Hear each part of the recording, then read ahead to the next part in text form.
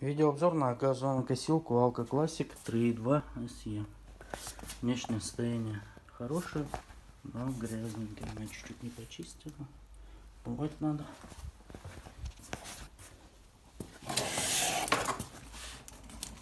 При приемке проверяли ее.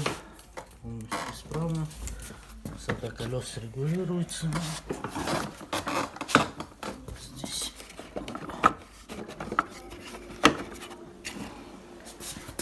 задний тоже регулируется. Здесь 3 положения.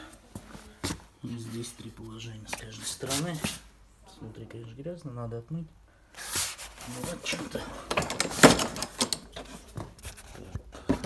Сборник соединяется.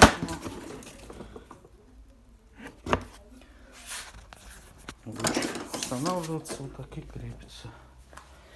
Здесь можно снять ее, тоже регулировать. Вот. Сейчас проверить не смогу, так как нет сюда специального. Розетки нет такой, что вставить.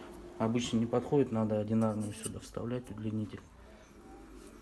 Сейчас его нет, но при приемке проверяли, все работает, просто провода не подавали напряжение.